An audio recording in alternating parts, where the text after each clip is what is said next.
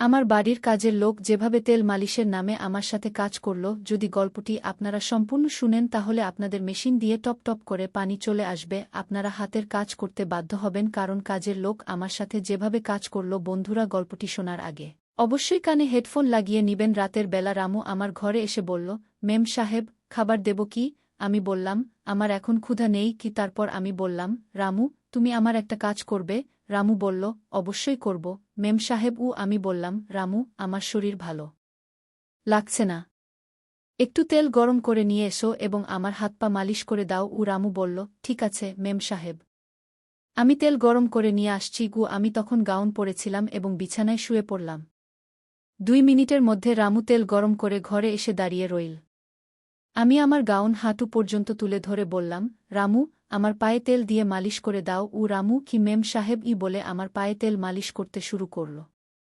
আমি ইচ্ছে করে আমার গাউন আরও উপরে তুলে ধরলাম যাতে রামু আমার সৌন্দর্য দেখতে পায়। রামু আমার পায়ে মালিশ করতে করতে আমার পায়ের দিকে তাকিয়েছিল এবং তার আঙুলের চাপ আগের চেয়ে বেশি শক্ত হয়ে গেল। আমি উল্টে শুয়ে বললাম, রামু, আমার পিঠেও মালিশ করে দাও, খুব ব্যথা করছে কি। সে বলল, মেম সাহেব, আমি এটা করতে পারব না। আমি বললাম, রামু, দেখো, তোমার লজ্জা করার কিছু নেই। আমি তোমাকে আমার কাজে রেখেছি এবং এই মালিশের জন্য আমি তোমাকে আলাদা করে টাকা দেব, যাতে তোমার ঘরও ভালোভাবে চলতে পারে। আমি তাকে টাকার লোভ দেখালাম। রামু আমার গাউন পিঠ থেকে তুলে দিয়ে পিঠের মালিশ শুরু করল। আমি দেয়ালে লাগানো আয়নায় দেখলাম যে সে এখন আমার দিকে তাকিয়ে আছে। আমি বললাম, রামু, আমার পিঠে ভালো করে মালিশ করো। সে কাঁপতে কাঁপতে আমার পিঠে মালিশ করছিল। কিছুক্ষণ পরে আমি উল্টে সোজা হয়ে বসলাম এবং বললাম, রামু, এখন আমার পেটেও মালিশ করো। রামু বলল, মেম সাহেব, আপনি কি বলছেন? রামু ভীষণভাবে কাঁপছিল এবং হেসে উঠল। আমি বুঝতে পারলাম যে রামু নিজে থেকে কিছু করতে চাইছে না। সে চাইছিল যে আমি প্রথমে কিছু করি। সে একটু লাজুক ছিল। তাই আমি তার 2টি হাত ধরে বললাম, নমস্তে বন্ধুরা, আপনাদের সবাইকে আমার ইউটিউব গল্পে স্বাগতম। আমার নাম পায়েল এবং আমি 22 বছর বয়সী একজন সুন্দরী মহিলা। আমার বিয়ে হয়ে গেছে 6 বছর। জীবনে আমি সব সুখ পেয়েছি, কিন্তু একটি সুখ পাইনি যা একজন নারীর জন্য সবচেয়ে মূল্যবান, স্বামীর ভালোবাসা। আমার স্বামী একজন বড় ব্যবসায়ী এবং ব্যবসার কারণে তিনি সবসময় বাড়ির বাইরেই থাকেন। সুখ, সুবিধা, সম্পত্তি সব আমার আছে, কিন্তু শুধু একটি জিনিসের অভাব আছে যা আমি সবসময় অনুভব করতে চাই, আমার স্বামীর সান্নিধ্য এবং তার ভালোবাসা। বন্ধুরা, আমার বাড়িতে রামু নামের একটি চাকর আছে। তার বয়স 20 বছর এবং সে বিহারের বাসিন্দা। রামু বিবাহিত, কিন্তু তার স্ত্রী বিহারেই থাকে। তার চোখেও একটি তৃষ্ণা দেখা যায়, একটি অসম্পূর্ণ আকাঙ্ক্ষার ব্যথা। সম্ভবত আমার মতোই সেও তার সঙ্গীর ভালোবাসা থেকে দূরে। এটি গত বছরের ঘটনা। আমার স্বামী কয়েক দিনের জন্য বাড়িতে এসেছিলেন। কিন্তু যেমন প্রতিবার হয়, যখন রাত হল, তিনি আমাকে বললেন যে তিনি 1 মাসের জন্য বিদেশ যাচ্ছেন ব্যবসার কারণে। সেই রাতে আমি আমার ঘরে একা ফুপিয়ে ফুপিয়ে কেঁদেছিলাম। প্রতিবারের মতো এবারও তিনি 1 দিনের জন্য এসেছিলেন এবং আমাকে একা রেখে চলে গিয়েছিলেন। আমার হৃদয় তার আকাঙ্ক্ষায় তৃষ্ণার্ত হয়ে রইল এবং আমি আবারও এই ব্যথায় ডুবে গেলাম। আমার স্বামীর ভালোবাসার জন্য তৃষ্ণার্ত হয়ে, তার চলে যাওয়ার পর আমি আমার একাকিত্ব থেকে বাঁচতে মদ্যপান শুরু করলাম। এক রাতে আমি এতটাই ভেঙে পড়েছিলাম যে আমার স্বাস্থ্য খারাপ হয়ে গেল। আমাকে হাসপাতালে ভর্তি করতে হয়েছিল। রামু আমাকে সামলে নিল, আমাকে হাসপাতালে নিয়ে গেল এবং আমার সুস্থ হওয়া পর্যন্ত আমার দেখাশোনা করল। যখন আমি সুস্থ হলাম, আমি তাকে ডাকলাম এবং তার সেবার জন্য ধন্যবাদ জানালাম। রামু নত হয়ে বলল, মেম সাহেব, আমরা তো আপনার চাকর। আপনার সেবা করা আমাদের কর্তব্য। আমরা আমাদের দারিদ্র্যের কারণে আমাদের স্ত্রী সন্তানদের থেকে দূরে এখানে উপার্জন করতে এসেছি। আমি আপনার অবস্থা দেখে বুঝতে পারছি যে আপনার সবকিছু থাকা সত্ত্বেও আপনি আপনার স্বামীর ভালোবাসা থেকে দূরে আছেন। ক্ষমা করবেন মেম সাহেব, যদি আমি কিছু ভুল বলে থাকি। রামুর কথায় ব্যথা ছিল, সেই একই ব্যথা যা আমি আমার হৃদয়ে অনুভব করতাম। সে তার বিয়ের কথা উল্লেখ করে বলল, আমাদের বিয়েও 1 বছরের বেশি হয়ে গেছে, কিন্তু আমরা আমাদের স্ত্রীর কাছে মাত্র 2 মাস থাকতে পেরেছি। প্রতিদিন তার কথা মনে পড়ে, কিন্তু কি করব, বাধ্যতা। বন্ধুরা, তার কথায় সেই তৃষ্ণা ছিল যা আমি সবসময় আমার মধ্যে লুকিয়ে রেখেছি। রামুর চোখে ঝলকানো ব্যথা আমার হৃদয় স্পর্শ করল। প্রথমবার কেউ আমাকে এমন অনুভব করাল যে সে আমার ব্যথা বুঝতে পারে। আমাদের দুজনের কষ্ট একই রকম ছিল, আমাদের আকাঙ্ক্ষাগুলো অসম্পূর্ণ ছিল। সেই দিনের পর যখনই আমরা একে অপরের দিকে তাকাতাম আমাদের হৃদয়ে একটি অদ্ভুত টান অনুভব হতো। এমন একটি সম্পর্ক যেখানে কোনো শব্দ ছিল না, শুধু অনুভূতির একটি গভীর সমুদ্র ছিল। মোর চোখে নিজের জন্য একটি অদ্ভুত টান দেখে আমি এক ধরনের শান্তি পেতাম। হয়তো আমরা দুজনেই সেই অসম্পূর্ণ আকাঙ্ক্ষার গোলাম ছিলাম যা আমরা আমাদের হৃদয়ে পুষে রেখেছিলাম। বন্ধুরা, রামু যখন বলল, ম্যাডাম, উপার্জন না করলে ঘর কিভাবে চালাব, তখন তার কথায় আমার হৃদয় স্পর্শ পেল। আমি তাকে কিছু টাকা দিয়ে বললাম, রামু, তুমি তোমার বাড়ি চলে যাও, কিন্তু সে অস্বীকার করে বলল, না ম্যাডাম, আমরা এই টাকা বাড়িতে পাঠিয়ে দেব, যাতে আমাদের ঘর চলতে পারে। আমি এখানেই থেকে আপনার সেবা করব। যাই হোক, মালিক বাড়িতে নেই, তাই আমার দায়িত্ব যে আমি আপনার যত্ন নিই কি। তার কথায় নিজের পরিবারের প্রতি ভালোবাসা ও দায়িত্ব দেখে আমি অনুভব করলাম এই সাধারণ মানুষটি তার স্ত্রীকে কতটা ভালোবাসে। আর আমার স্বামী, যার আমার প্রতি সামান্যটুকুও মায়া নেই। রামুর চোখে আমি সেই ব্যাকুলতা দেখতে পেলাম যা আমার হৃদয়েও ছিল। তখনই আমার মনে হল হয়তো আমরা দুজনেই একে অপরের এই ব্যাকুলতা মিটিয়ে দিতে পারি। বন্ধুরা, সেই দিন থেকে আমি রামুকে ভিন্ন দৃষ্টিতে দেখতে শুরু করলাম। একদিন সে বাড়িতে পরিষ্কার করছিল এবং শুধুমাত্র একটি হাফ শার্ট পরেছিল। তার বলিষ্ঠ বাহু ও সুগঠিত দেহ দেখে আমার ভেতর এক ধরনের আলোড়ন সৃষ্টি হল। আমি তার কাছে আসা পছন্দ করতে শুরু করলাম এবং এখন আমি স্থির করলাম যে রামুর সাথে আমার জীবনের সেই শূন্যতা পূরণ করব। তাকে আকর্ষণ করার জন্য আমি নতুন নতুন উপায় অবলম্বন করতে লাগলাম। আমি ইচ্ছাকৃতভাবে তার সামনে ছোট ছোট পোশাক পরতাম যাতে সে আমার দিকে তাকায়। কিন্তু সে তো সবসময় নিজের কাজেই মগ্ন থাকত। কখনো কখনো আমি বাথরুমের দরজা একটু খুলে রাখতাম বা তার সামনে হালকা নাইট কাপড়ে থাকতাম। কিন্তু আমার সব প্রচেষ্টাই ব্যর্থ হচ্ছিল। সে যেন অন্য কোনো জগতে হারিয়ে গিয়েছিল। তারপর একদিন আমি তাকে আমার কাছে ডেকে বললাম, রামু, আজ আমার মদ্যপান করার ইচ্ছা হচ্ছে কি। সে উদ্বিগ্ন স্বরে বলল, ম্যাডাম, এটি আপনার স্বাস্থ্যের জন্য ভালো নয়। গতবারও আপনার অসুস্থতা হয়েছিল। ও আমি তার চোখের দিকে তাকিয়ে বললাম, তাহলে কি করব রামু? আমি আমার স্বামীর ভালোবাসার জন্য ব্যাকুল, কিন্তু সে আমার অস্থিরতা বুঝতে পারে না। সে নীরবে আমার ব্যথা শুনতে থাকল। আমি 2 গ্লাসে মদ ঢেলে একটি গ্লাস তার হাতে দিলাম। সে সংকোচ প্রকাশ করে বলল, ম্যাডাম, আমি মদ্যপান করি না। আমার এতটা যোগ্যতা নেই কি। তার এই লজ্জা আমাকে আরও প্রিয় করে তুলল। আমি ধীরে ধীরে তার হাত স্পর্শ করে বললাম, রামু, এখানে যোগ্যতার কথা নয়। এটা তো শুধু দুটি হৃদয়ের ব্যথা ভাগ করে নেওয়ার একটি মাধ্যম। বন্ধুরা, তার হাত ধরে আমি তাকে কাছে টেনে নিলাম। প্রথমবার তার নিকটত্বে আমি এক ভিন্ন ধরনের উষ্ণতা অনুভব করলাম। আমার হৃদয় দ্রুত স্পন্দিত হতে লাগল এবং তার লজ্জায় ভরা চোখে আমি আমারই ব্যাকুলতার প্রতিচ্ছবি দেখতে পেলাম। ধীরে ধীরে আমি তার মুখের কাছে আমার ঠোঁট নিয়ে গিয়ে হালকা করে তার গাল স্পর্শ করলাম। আমার এই স্পর্শ তার ভেতর কিছু পরিবর্তন এনেছিল।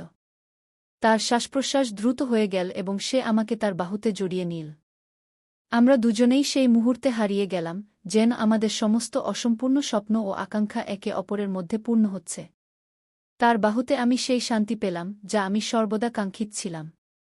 সেই রাতে আমরা দুজনেই আমাদের ব্যাকুলতাকে শান্তিতে রূপান্তরিত করলাম। একে অপরের স্পর্শে নিজেকে হারিয়ে আমি সম্পূর্ণরূপে অসহায় হয়ে পড়েছিলাম, কারণ আমি চেয়েছিলাম আমার স্বামী আমাকে আরও বেশি ভালোবাসুক, আমাকে তার দিকে আকর্ষণ করুক। কিন্তু সম্ভবত আমার ভাগ্যে সেই ভালোবাসা ছিল না। প্রতিটি মেয়েই চায় যে তার স্বামী সর্বদা তার পাশে থাকুক, তার যত্ন নিক এবং তার প্রয়োজনীয়তার দিকে নজর রাখুক। কিন্তু আমার স্বামী তো সর্বদা তার কাজে এতটাই ব্যস্ত থাকতেন যে আমি সর্বদা একাকিত্ব অনুভব করতাম। এক রাতে রামু আমার ঘরে এসে বলল, ম্যাডাম, খাবার দেব? আমি বললাম, আমার এখন ক্ষুধা নেই কি। তারপর আমি সাহস করে বললাম, রামু, আমার একটি কাজ করবে? রামু হেসে বলল, অবশ্যই ম্যাডাম। আমি বললাম, রামু, আমার স্বাস্থ্য ভালো লাগছে না। একটু তেল গরম করে এনে আমার মালিশ করে দাও। রামু মাথা নেড়ে বলল, ঠিক আছে ম্যাডাম, আমি এখনই আনছি। আমি তখন গাউন পরিহিত ছিলাম এবং বিছানায় শুয়েছিলাম। রামু কিছুক্ষণের মধ্যেই তেল গরম করে ঘরে চলে এল। আমি হালকা হেসে বললাম, রামু, আমার পায়ে তেল লাগিয়ে মালিশ করে দাও। রামু বিনয়ের সাথে বলল, জি ম্যাডাম, এবং আমার পায়ের মালিশ শুরু করল। আমার শরীরের স্পর্শ সে ধীরে ধীরে অনুভব করতে লাগল। তার আঙুলগুলি আমার পায়ে ধীরে ধীরে ঘষতে লাগল এবং আমি উষ্ণতা অনুভব করতে লাগলাম। আমার পায়ের মালিশ করতে করতে সে এগিয়ে চল। আমার চোখ তার স্পর্শ অনুভব করছিল এবং এক অদ্ভুত আকর্ষণ অনুভব করতে লাগলাম। আমি হালকা করে পাশ ফিরে বললাম, রামু, আমার পিঠেরও মালিশ করে দাও। খুব ব্যথা করছে। রামু কিছুটা সংকোচের সাথে বলল, ম্যাডাম আমি এটি করতে পারব না। আমি কিছুটা নরম স্বরে বললাম, রামু, তোমাকে লজ্জিত করার কিছু নেই। আমি তোমাকে তোমার কাজের জন্য আলাদাভাবে অর্থ দেব, যাতে তোমার পরিবার ভালোভাবে চলতে পারে। বন্ধুরা, সে কিছুটা সংকোচ বোধ করে আমার পিঠ মালিশ করতে শুরু করল। তার আঙুলের স্পর্শ যেন আমার আত্মার গভীরে পৌঁছে গেল। আমি দেয়ালে লাগানো আয়নায় দেখতে পাচ্ছিলাম যে সে ধীরে ধীরে আমার পিঠ মালিশ করছে এবং তার দৃষ্টি এখন আমার শরীরে স্থির হয়ে গেছে। আমি বললাম, রামু, আমার পিঠ ভালোভাবে মালিশ করো। সে কাঁপতে কাঁপতে হাত দিয়ে আমার পিঠ মালিশ করছিল এবং আমি অনুভব করছিলাম যে আমাদের উভয়ের তৃষ্ণা এখন একে অপরের মধ্যে মিশে যাচ্ছে। বন্ধুরা, পায়েল বিছানায় শুয়েছিল। তার চোখ কিছুটা ভেজা ছিল এবং মনে কিছু অশান্তি ছিল। সে জানত যে তার স্বামী খুব ব্যস্ত এবং কখনো নিজের জন্য সময় পায় না। এখন এখানে পরিস্থিতি বোঝার মতো কেউ ছিল না এবং এই কারণেই সে রামুর সাথে কথা বলার সিদ্ধান্ত নিয়েছিল। সে একজন বুদ্ধিমান মানুষ ছিল এবং পায়েল তার সাথে একটি সংযোগ অনুভব করত। পায়েল ধীরে বলল, তুমি কি আমার সাহায্য করতে পারো? তার কণ্ঠে কিছু ভিন্ন অনুভূতি ছিল, যেন সে নিজেকে কিছুটা স্বস্তি দিতে চায়। রামু কিছুক্ষণ চুপ থেকে হালকা হাসি দিয়ে বলল, অবশ্যই মেম সাহেব। আপনি বলুন, কি করতে হবে? পায়েল ধীরে বলল, আমি কিছু ভালো অনুভব করতে চাই, শুধু কিছুটা আরাম চাই। তুমি কি আমার সাহায্য করবে? শুধু একবার? রামু তার কণ্ঠে একটি শান্তি এবং বিশ্বাস অনুভব করল। রামু ধীরে বলল, মেম সাহেব, যদি আপনি আরাম চান, তবে আমি খুশি হব যে আমি আপনাকে সাহায্য করতে পারি। সে তেল গরম করে পায়েলের দিকে এগিয়ে গেল। যেই রামু পায়েলের পিঠে তেল লাগাল, একটি শান্তির অনুভূতি তৈরি হল। পায়েল গভীর শ্বাস নিল, যেন সে কিছুটা স্বস্তি পাচ্ছে। রামুর স্পর্শ তাকে এখন সম্পূর্ণ মাতাল করে দিয়েছে, যেন সে প্রতিটি মুভমেন্ট বুঝতে পেরেছে। বন্ধুরা, পায়েল তাকে আরও আরামদায়ক করতে বলল, একটু বেশি চাপ দাও রামু। মনে হচ্ছে ব্যথা কমছে। রামু আরামে তার পিঠ মালিশ করল এবং ধীরে ধীরে তার শরীরের প্রতিটি টান কমাতে চেষ্টা করল। এই মুহূর্তে পায়েল অনুভব করল যে কখনো কখনো সঠিক সময় এবং সঠিক মানুষ আপনার জীবনে শান্তি এবং বোঝাপড়া নিয়ে আসতে পারে।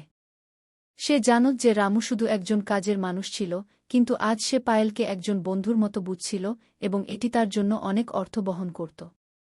তোমাকে অনেক ধন্যবাদ রামু, পায়েল বলল এবং তার চোখে হালকা ভেজা ভাব ছিল, যা একটি গভীর স্বস্তি প্রকাশ করছিল। রামু হাসতে হাসতে বলল, মেম সাহেব, আমি সবসময় আপনার সাহায্য করার জন্য এখানে আছি।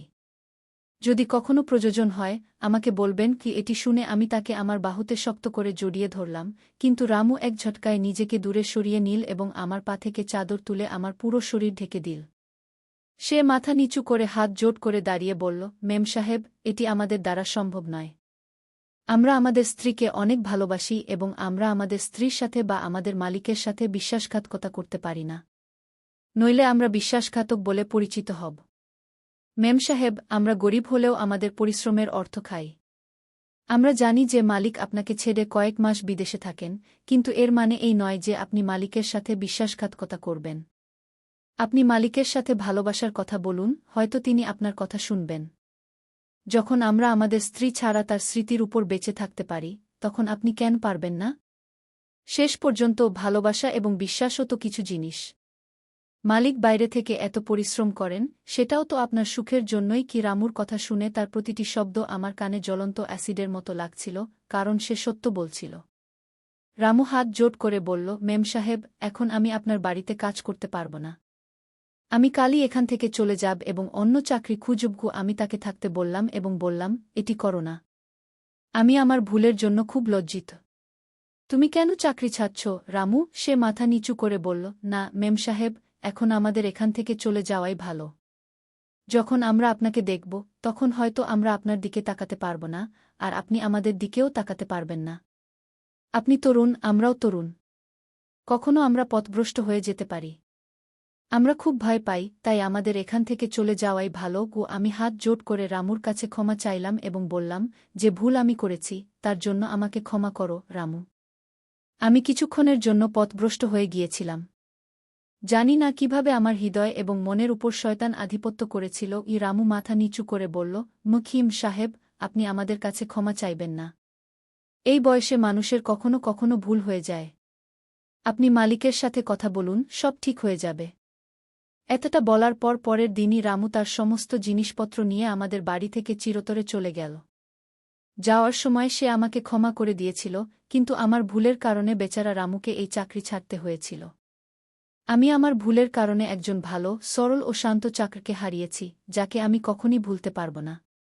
তো বন্ধুরা, আজকের আমাদের ছোট্ট গল্পটি এখানেই শেষ। গল্পটি কেমন লাগলো কমেন্টে অবশ্যই জানাবেন। এরকম আরও রোমাঞ্চকর গল্প শোনার জন্য চ্যানেলটি সাবস্ক্রাইব করুন।